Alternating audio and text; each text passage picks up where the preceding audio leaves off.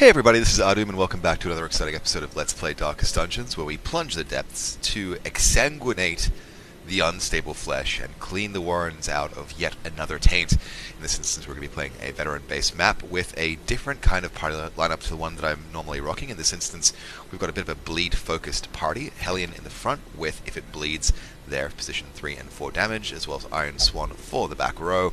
We've got 2 Houndmasters, one level 3 and one level 4, with trinkets you can see before you there. And finally, a Vestal just to keep me feeling safe and noobish. Again, it's level 3, so we're expecting to have too many problems as this goes through. We are going to be stacking a heck of a lot of dog treats, though, which is going to fill up our inventory, and I have to make sure that I use these every single time I say I'm going to, and every single time I forget, so, feel free to help remind me of my obligations there. 2 of each of the normal trinkets, a stack and 4 of torches, a stack and 4 of food, and that should be everything I need to make short work of this unspeakable eldritch horror. And now the cutscene. I could not store such a prodigious amount of offal, nor could I rid myself of it easily, possessed as it was by unnameable things from outer spheres. When excavations beneath the manor broke through into an ancient network of aqueducts and tunnels, I knew I had found a solution to the problem of disposal. So this explains why all the pigs are perverted, because he's been dumping them down there. The thing is more terrible than I can describe. An incoherent jumble of organ, sinew, and bone. That's malevolent. We're going to do the standard playout with boss bashes, which is to progress straight to them and then decide how much more playing we want to do. Given that we want to keep these guys on a relatively low level of stress, we'll go down the middle and then hope that scouting will reveal which of the 2 sides they're on, but I'm guessing they're going to be over there if we don't get any better word. What's that quirk? That quirk is going to annoy me. What is that quirk? It is compulsive, and it is pretty locked in. That's going to be expensive to get rid of. But that pile of change is nothing to be sneered at. Going to leave those books alone, because we've learned what books are good for, which is nothing. The promise of safety. Scouting shows this is an empty room, and if I go down this way, then I've got a better path should I want to clean out the dungeon. So we'll do just that. Again, just stay focused on the long term while playing in the short term. And we've got ourselves a ghoul and a marcher to look after, and I'm going to start focusing damage straight on the marcher. There we go, that's 2 bleed damage, and we'll take a little bit of stress this turn. Hopefully it's the last time we'll take stress in this combat. Only 4 accrued though, which is absolutely fantastic. Dodge on the attack, which is superb. You have 2 damage and 4 hit points. This will do 2 bleed damage if it takes. So let's spread our damage out, and this marcher is absolutely dead. Next up, we're going to put a bleed attack down here. It's 4 to 7 damage plus 3 bleeds, plus 9 damage in bleed, or 5 to 7. This is a much better damage equation, so let's do it. Crit for 10. And 5 bleed damage running now for the next 5 turns. Could take a chance on a stun. That might not be a bad call. 70% chance to resist, but what the hey? He resists, but it was worth trying regardless, because our torch is now slightly buffed as a result. 5 damage taken from the bleed, and we see what that howl will do. A little bit of stress spread along, but nothing to be too concerned about. Hound's Rush up the front, 7 damage plus a couple points of bleed there. Let's repeat that exact same attack. 7 damage again, and a couple more points of bleed. 9 bleed coming through, and now hopefully the coup de grace.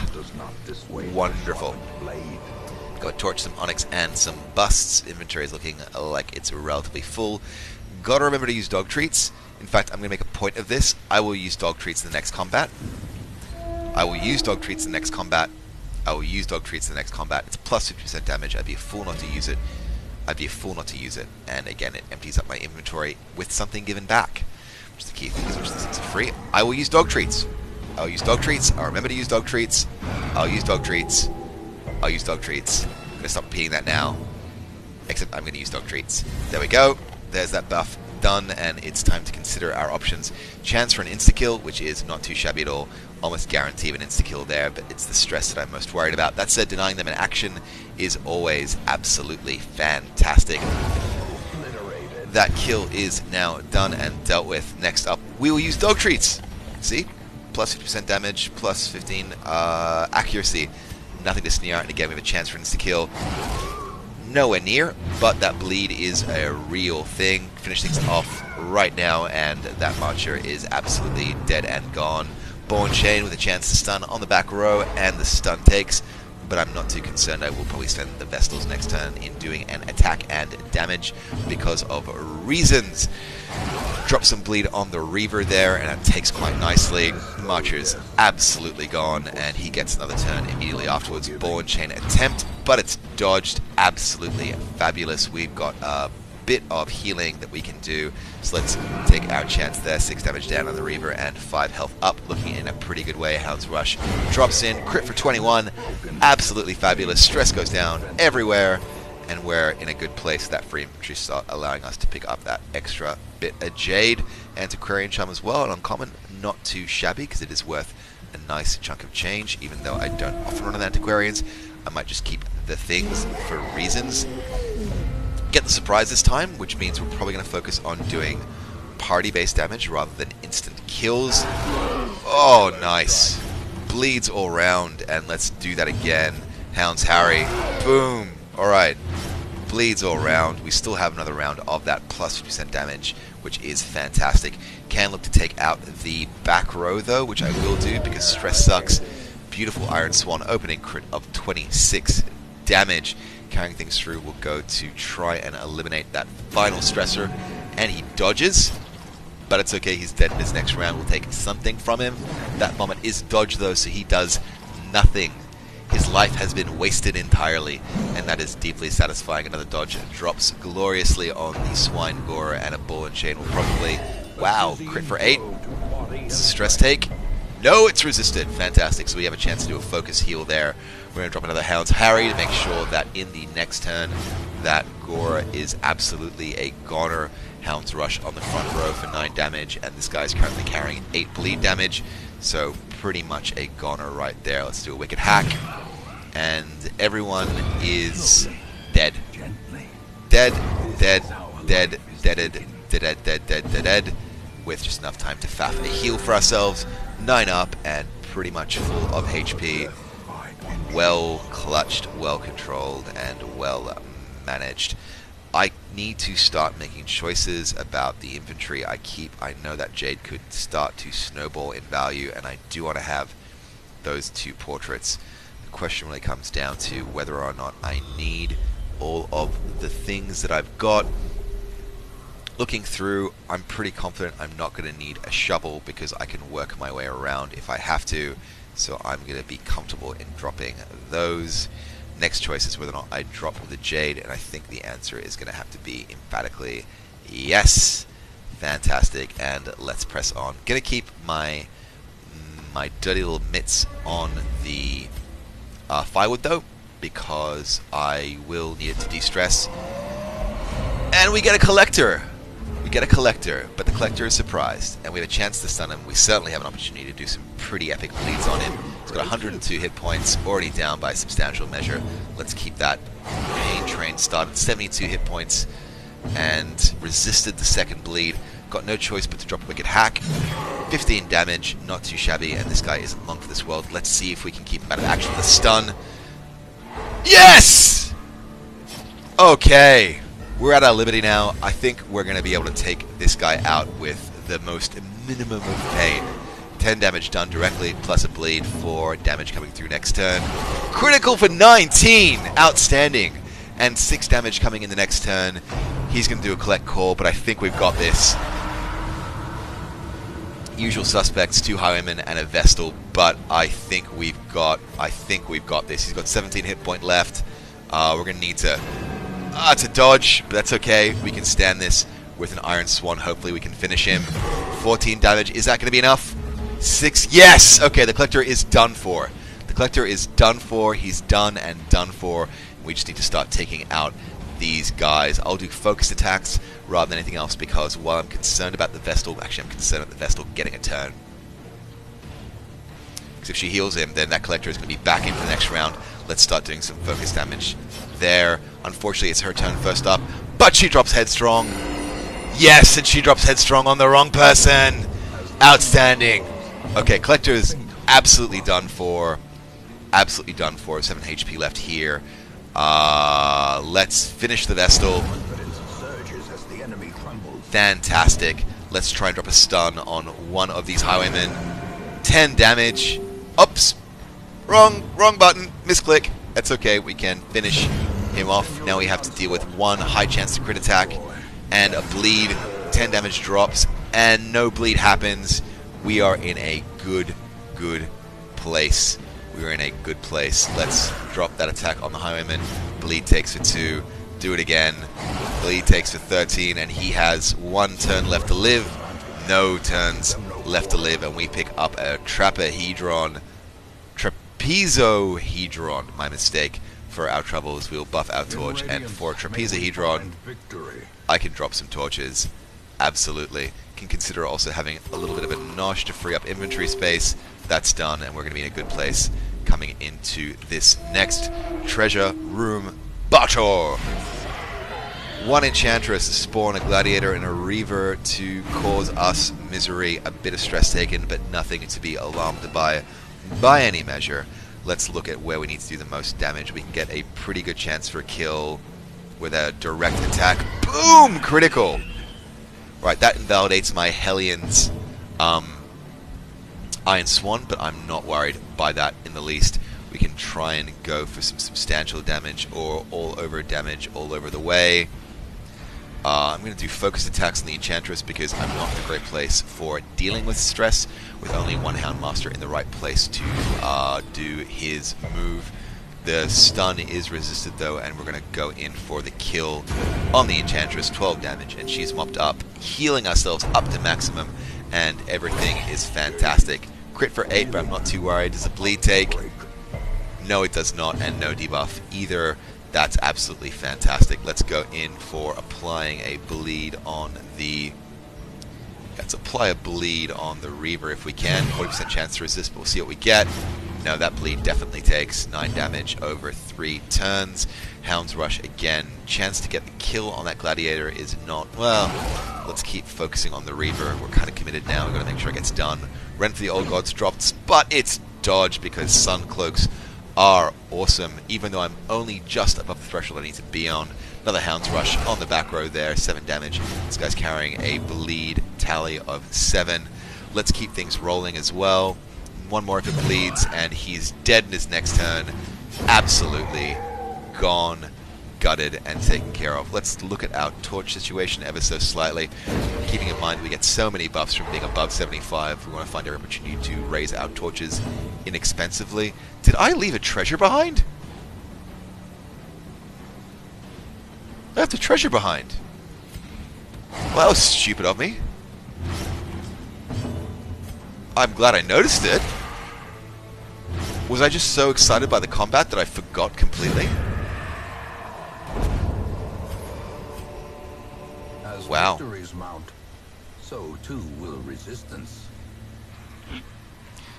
Alright, back in a situation of asking myself what I can afford to drop, and those medicinal herbs will only get me more food, so the question really comes down to whether or not I want to be taking a half stack of crests, and the answer right now is going to be yes. No debuffs to take care of, and let's grab that chest. Blight drops, but I can live. Scouting comes through as well. I'm going to backtrack. Now I'm going to backtrack right now because it's not going to cost me that much in the way of torchlight. I've got a stack of torches free, and I just did a silly thing. Yeah, I completely forgot a chest. Okay.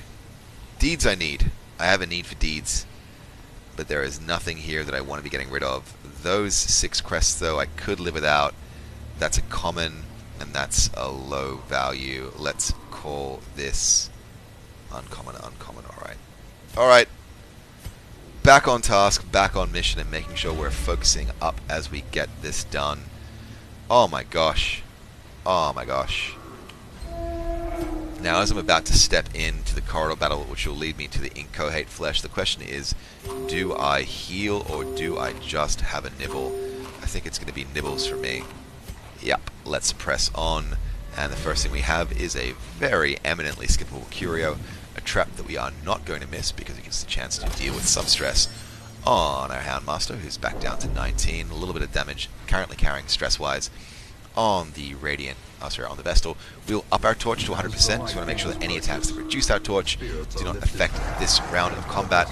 And we're in the game against the Unstable Flesh, have some clear and evident targets to focus on in the earlies, but that said, the one thing that we know these guys are weak for is bleeding, especially when it's applied en masse, so we will start that straight away.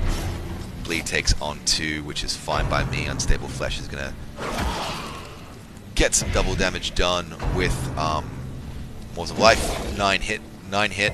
Okay, but no bleed, so we're feeling fine. Try for the bleed and see what we get. Again, it just takes a little bit more readily there. Drop a party heal because we're going to need to if we're going to survive all these blights, and that is only 9 damage, but 9 damage is still a substantial problem. Chance to do 2 to 4 damage, which is weak as F. Chance to drop a supporting bleed here is much more compelling, and let's get that done. There we go, 131, and no weak points to currently hit by any measure. Undulating Invasion gets dodged. Let's keep going with these bleed attacks, get some crits in place as well to take care of some stress levels. And we've got some pretty epic bleeds ramping on this massive horror. 6 damage down and another blight. I'm probably going to do some focused heals on the Vestal just on her own. Go for more bleeds if we can, and those do take. We've got some pretty hefty damage ramping right here. 12 damage though. 12 damage is substantial. We might need to pass out a turn there and self-heal. Dodge on the stun attack though, which is fantastic. And do we have any weak points? Closest we have here is the Undulating Invasion, which does blight damage.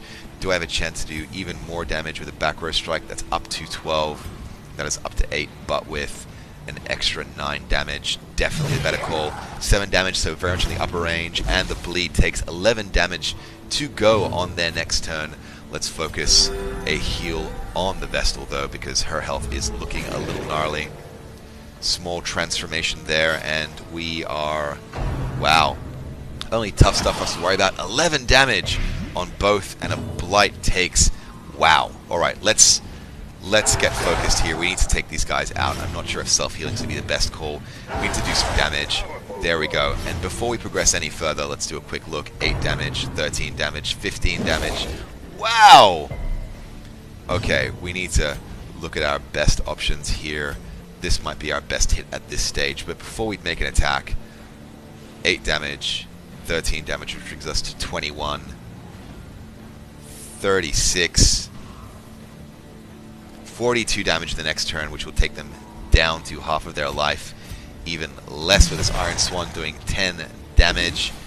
Oh my gosh, Death's Door is imminent on this Vestal because of that blight. 10 hit points crawl up, but we still have 6 damage to take next turn. Maws of Life, thank God, drops on the Hellion to spread the damage out. That's the only hit my tank has taken so far. 15 bleed coming down. That Bone Zephyr will hopefully not get the stun. It gets the stun. Okay. And they are focusing to all heals all the time, which might be a huge opportunity or a huge risk. Sanguine Stroke ups by only 6, which means my bleed damage is still doing more than not. Another heal up. 6 again. Crawling back up to 30 hit points. 17. And let's see what that gets. 6, okay. We need to get these bleeds reinstituted though, because... it's a worry. Only 5, no criticals so far, which puts my mind at ease. Let's Hound Harry right now. Some pretty healthy damage, down to 13, plus the bleeds ramp up. Let's do that again. Oh, fantastic, down to 4 hit points, and no matter how this plays out, they are dead in the next turn. We just need to do something about this damage that we've taken on everyone, really, but the Vestal more so than everyone else. There we go, she's been buffed. The stun is clear, and please be dead. Please be dead. Please be dead. Please be dead. Let's do a self-heal because I'm kind of counting on those bleeds making the difference. Hopefully it's another... no! And it's done! The Unstable Flesh is gone. Those double Houndies have been such an aid. Whew! This momentum. Push on to the task's end. I'm going to leave that stuff behind without compunction, but I have the ability to camp and heal, and I'm going to do just that. Stress is gone. Health is back into more normative ranges. We can take care of that and also get her life back, which is fantastic. We're going to make sure that we don't get ambushed because I bloody hate ambushes. And we have 6 points left to go. I can reduce 20 stress, which is redundant. I can take care of some health, which may be pretty prudent. There we go. And we have 4 points left to go. Oh, increased accuracy and damage if in position 1. I'm going to be in position 1. What else could I do? Could buff the... Nope, look, let's... What takes 4? What takes 4? Let's give ourselves some protection and stress reduction. That works for me. Most effective use of points, and let's press on. That was an exciting damn combat. I don't have enough food for another food check, so I'm just going to eat that right up. Press on to a treasure room and see what we get as a curio down the way. Whew! That worked really effectively. More deeds, and those deeds are now full stack. Torch is up to full radiant, and let's see what we get behind door number 3. And we get the surprise. Fantastic. So, that means we have the luxury of focusing down on kills. Let's see if we can take out the swine spawn in 1. Not quite good enough there, but we have 2 bleed damage coming through. We'll drop a Hound's Harry, though, which should guarantee the kill on, that spawn, and we'll go for the Iron Swan on the back row, and hopefully get close enough to die by bleed. 2 damage, 4 hit points left, not quite enough, but what can we do? Well, we can make sure. We can make sure, or we can try and drop a stun. No, we'll make sure. Always make sure if you can. Always make sure if you can. And again, hit point wise right now, we're sitting quite pretty. I'm not too worried about a few rend for the old gods. I can take it, particularly on the front row, and you're not moved in any way, but your stress is debuffed. Ball and Chain might get the stun. Only 2 damage. Does move him though, and it gets the stun as well. Alright, that's fine. We can work with things. We're just down by 1 action for 1 turn, and that out of position is not a critical thing. Dodges. Dodges everywhere. Absolutely beautiful. Let's go for a Hound's Rush on the front row and get ourselves in a comfortable place for a kill. Just 2 bleed though, so it's not going to be quite enough. We could do a focused heal. We could do a party heal. We could try and make sure. Let's try and make sure. Only 2 damage. Not enough. So it's going to have to be taken to the end by the Hellion if she gets the chance. Butcher's Cut comes in, 7 damage and a bleed, but she has the technology to address these kinds of minor problems and buff herself in the process. So just a turn lost with a buff given and gotten in exchange. Alright, that stun keeps him out of action, and that bleed unfortunately won't be enough. I'll drop a Hound's Harry to make sure, and we get a bit more bleed damage starting on the Reaver. Drop a Hound's Rush now rather than a Harry, and resisted that bleed, but again, I'm not too concerned. We have a buff in place, 6 damage, and even more bleed to start in. That's going to be 7 bleed next turn. Not enough for the kill, but I'm going to focus on a heal on the Hellion now. That's 6 up. Not incredible by any measure, but she's getting close to topped up, and next turn, he is dead by default. DBD. And let's see whether or not we have the opportunity to do a decent faff. The answer is a definitive no, and I've got the wrong abilities in the wrong positions. I'm going to juggle that next turn. In the meantime, let's wrap things up, and we're Dunsky. Push you back, and because you don't have the de-stress, but the guard, there we go. So everyone is now at their fullest potential. Drop a key in the heirloom chest and see how we do. Well, we get a key back, and we have some busts. Otherworldly corruption. I can only use dog treats in combat, so I'm going to take the chance to drop them now, because I didn't even remember to use them against the boss. Damn it, Ahdoom. You didn't remember to use the buffs against the boss. That was foolish of me. Scouting comes through, and we have a corridor battle and a secret door. I want to get me some more Trapezohedrons. Damn, that's hard to pronounce. But let's press on, take care of the corridor battle, take care of the secret room, check out the curios, and see what we get here. 3 Goras, and they're surprised. This is going to be right easy to mop up. We can insta-kill these guys with a Hound attack, potentially. Not quite our luck that time. Let's do it again, hopefully. There we go, that one is definitely dead, and the Vestal can mop up the other chap. 2 damage, is that going to be enough to get him there? 2 damage and 3 HP. Not enough! Not enough. Let's do a Wicked Hack. Whoa, let's not do a Wicked Hack. What could it do? Not enough for the kill. Let's make sure. The choice between not enough for a kill and making sure, make sure. Hook where it hurts will drop for a crit of 13! Wow! Debuff does take, and that was pretty nasty. Bleed resist -20 for 3 rounds. That's not good. I don't want to kill this guy though in this round. Well, I didn't kill this guy in this round, so that's something at least. I'm going to go for a stress recovery at this stage. And that goes down cleanly by a few. Hook where it hurts will drop on a Houndmaster for only 4 damage. And a resist of a debuff. I'm going to self-heal. And I will spend 1 turn faffing. We're only in round 2, and I do not like my Hellion taking critical hits. That's for darn certain. Fresh round, and we should get the first word in with a Hound's Rush. And things have been cleaned up quite handily. Success so clearly in view. Or is it merely a trick of the light? I don't think I'm going to be pressing on very much further because my inventory, as you can see, is well and truly full ski. What I will do, though, is find that secret room.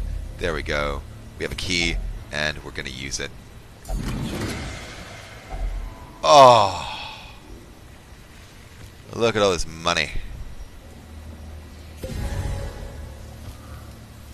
Oh, yes. Can I get rid of anything that's of low value? That's the question now. Antiquarian. Less stress, accuracy. I like dodge, thank you. Sorry. Done. And let's call time. Oh my goodness! So much cash! Give me the cash! Nice, nice, nice. Picked up 4 portraits and 5 crests, as well as a fortifying garlic. Let's call it in total 9 busts. Very, very handy. 9 portraits, 12 deeds, and 5 crests. Not a bad haul at all. Parry jumps level 5, as does Montague, and 9 lives. Let's check out their quirks. Armor Tinkerer, well, that's going to be handy because I'm going to have to upgrade some armor at some stage soon. Tetanus is bad, but not the end of the world. Hieromania I can live without, but I can also afford to get rid of it, which is kind of a nice thing to have. Anyway. Their customs are curious, and that generosity is notoriously short-lived. See, I don't buy trinkets, so I'm not really worried by that. Out of the sanitarium, we've gotten rid of diurnal, I'm sorry, and Thanophobia, and nothing else was done or done. My gosh, that was an exciting round. Really effective takedown of the unstable flesh with, you know, probably a fairly common party combo for you guys. But again, I don't really focus on bleeds that often. I rarely take 2 of the same class. So taking 2 Houndmasters is a bit strange for me. Still actually worked really, really well. Even though I forgot to use their buffs, I still crushed that mass of flesh. In any case, this has been great fun. I've got some housekeeping to take care of with these guys. I've been Ahdoom. If you've enjoyed these, please like. If you like me, please subscribe. I do these videos absolutely incessantly. And for everything else, have a great time. I'll catch you guys next time.